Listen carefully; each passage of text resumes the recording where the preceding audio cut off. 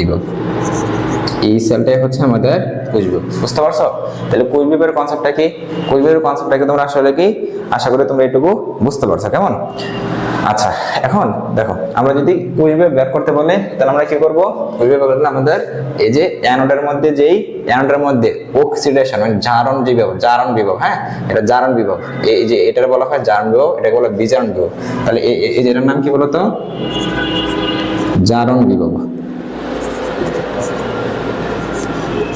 আর ক্যাথোডে কি হয়? বিজারণ। তাহলে এই জায়গাটা কি বলবা? বিজারণ বিভব, তাই না? বিজারণ বিভব। ওকে, তাহলে তুমি জারণ বিভব এবং বিজারণ বিভব যদি যোগ করে তুমি কোষ বিভব পেয়ে যাবা, তাই না? আচ্ছা, এখন মাথা রাখো, আমরা মনে করো তোমার কাছে দুইটা কোষ দেওয়া আছে, হ্যাঁ, মানে দুইটা দ্রবণ দেওয়া আছে, দুইটা দ্রবণের সাহায্যে একটা গ্যালভানিক কোষ তৈরি করছো। এবং যদি গ্যালভানিক কোষ তৈরি করে থাকো তাহলে দুইটা দ্রবণে দুইটা ভিন্ন বিভব তৈরি হয়েছে। ওই দুইটা ভিন্ন বিভব যদি তুমি যোগ করে দাও, যোগ করে দিলে কি পেয়ে যাবে বলতো? কোষ বিভব পেয়ে যাবে, বুঝতে পারছো? আচ্ছা, এখন আমরা এই যে কোষ বিভব কয় রকমের হইতে পারে সেটা আমরা এখন দেখবো, ঠিক আছে? আচ্ছা, ঠিক আছে, তার মাথা রাখবা কোষ বিভব হচ্ছে দুই প্রকার। কোষ বিভব কয় প্রকার বলো তো? কোষ বিভব হচ্ছে দুই প্রকার। ওকে, আমি এটুকু মুছে দিলাম, আশা করি তোমরা এটুকু ক্লিয়ার হইছো। হ্যাঁ, মানে কিভাবে আমরা কোষ বিভব বের করবো এটা বেসিকটা আশা করি ক্লিয়ার হইছো। যে জারণ বিভব এবং বিজারণ বিভবকে আমরা যোগ করলে আমরা কি পেয়ে যাবো বলো তো? কোষ বিভব পেয়ে যাবো। তোমরা আরো ক্লিয়ার হবো, আমরা সামনে যাই এই ব্যাপারগুলো আরো ক্লিয়ার হয়ে যাবে। হ্যাঁ, আমরা এখান থেকে এই বেসিকটা শেষ করার পর আমরা ম্যাথমেটিক্যাল প্রবলেম সলভ করব, তখন এই ব্যাপারগুলো আরো বেশি ক্লিয়ার হয়ে যাবে, ঠিক আছে? আচ্ছা, তো আমি এটুকু মুছে দিলাম।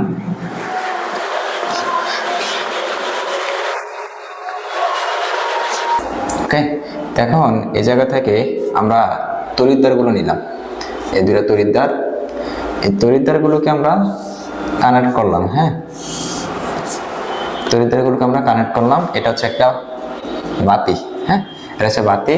আর এই দুইটা তড়িৎদ্বারকে আমরা হচ্ছে কি দিয়ে, কি বলতো এটাকে, আমরা হচ্ছে একটা লবণ সেতু দিয়ে আমরা কানেক্ট করে দিলাম। ওকে, আচ্ছা, এখন দেখো এই জায়গার মধ্যে হচ্ছে জিঙ্ক সালফেট একটা দ্রবণ আছে। কিসের দ্রবণ আছে বলতো? Zinc sulphate. এই জায়গার মধ্যে জিঙ্ক সালফেট একটা দ্রবণ আছে, আর এই যে তড়িৎদ্বারটা হচ্ছে জিঙ্কের।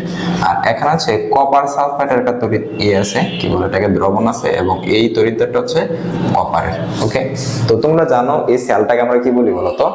গ্যালভানিক সেল বলি, তাই না? তো এখন এই গ্যালভানিক সেলের মধ্যে আমরা আমাদের গত লেকচারের মধ্যে একটা কথা বলছিলাম যে এখানে এই জায়গায় এই যে এইটুকু, এটা একটা অর্ধকোষ, এখানে একটা অর্ধকোষ, তাই না? দুইটা মিলে একটা গ্যালভানিক কোষ হয়েছে, তাই না? তো এই জায়গার মধ্যে কি হয় বলতো? এইটুকুর মধ্যে এই যে এটা হচ্ছে অ্যানোডে সবসময় জারণ হয়, আমরা এগুলো কিন্তু অনেক আগে ক্লিয়ার করে আসছে। আর এটা যে ক্যাথোডের মধ্যে কি হবে বলতো? ক্যাথোডের মধ্যে হচ্ছে আমাদের বিজারণ হবে, তাই না? তো দেখো আমরা বলে আসছিলাম গত পর্বে, আমরা বলে আসছি যে এখানে একটা বিভব তৈরি হবে, এখানে একটা বিভব তৈরি হবে, তাই না? তো এই জায়গার মধ্যে একটা বিভব তৈরি হয়। তো দেখো এই জায়গায় যদি বিভব তৈরি হয় তাহলে কি তৈরি হবে? বিভব, এই B1 তৈরি হবে, তাই না? এখানে একটা বিভব তৈরি হবে B1, তাহলে এখানেও তবে একটা বিভব তৈরি হবে, সেটা হচ্ছে B2, তাই না? এখন বলো তবে এই যে বিভবটা যে তৈরি হয়, এই বিভবটা কেন তৈরি হয়? এই বিভবটা কেন তৈরি হয়? জারণের ফলে তৈরি হয়, তাই না? তাহলে এখানে একটা জারণ হয়, তাই না? তাহলে অক্সিডেশন, তাহলে OX দিয়ে আমরা প্রকাশ করলাম, ঠিক আছে? আর এখানে একটা বিভব তৈরি হবে, সেটা কি বলতো? রিডাকশন মানে কি বলতো? বিজারণের কারণে হবে, তাই না? বলতো এই কারণে তো আমাদের হওয়া উচিত, তাই না?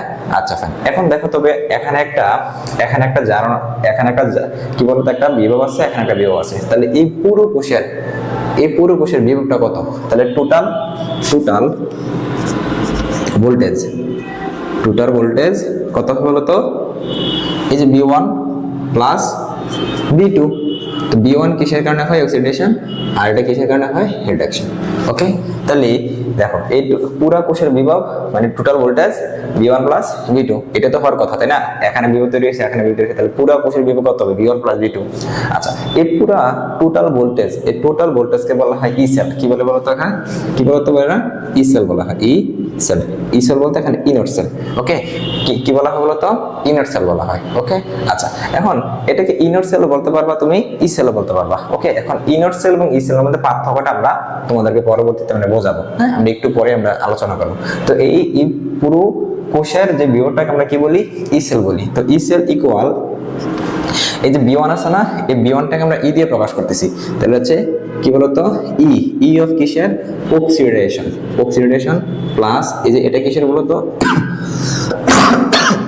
সরি এই যে এখানে বিটুটা কি দিয়ে প্রকাশ করবো বলতো বিটুটা কি দিয়ে প্রকাশ করবা বিটুটা প্রকাশ করবো হচ্ছে রিডাকশন দিয়ে ঠিক আছে কি দিয়ে প্রকাশ করবো বলতো রিডাকশন দিয়ে প্রকাশ করবো ওকে এখন দেখো এই যে ই অক্সিডেশনের কারণে যে ই এবং রিডাকশনের কারণে যে এখানে ই অর্থাৎ এই এখানে বি1 এখানে বি2 কি করছো জাস্ট যোগ করছো এখন আরো সহজে বলি এখন দেখো তো এই যে ইটা মানে বি1টা এটা কোথায় অ্যানোডের না তোমরা জানো যে জিঙ্ক কিন্তু এখানে অ্যানোড তাহলে এটা কিসের কারণে হবে অ্যানোড তাহলে ই অফ অ্যানোড তাহলে এটা কি হলো তো ই অফ ক্যাথোড আর অ্যানোডে কি হয় অক্সিডেশন হয় ক্যাথোডে কি হয় রিডাকশন মানে বিজারণ হয় তাই না বুঝতে পারছো কিনা তাহলে ই সেল ইকুয়াল কি বলতো ই of anode oxidation E of cathode reduction বুঝতে পারছো তাহলে আলটিমেটলি আমরা এই যে কোষ বিভব তাহলে এই যে ই সেল বলতে কি বোঝা বলতো ই সেল বলতে বোঝানো হয় কোষ বিভব ঠিক আছে এই কোষ বিভবটা আমরা কি ব্যবহার করতে পারবো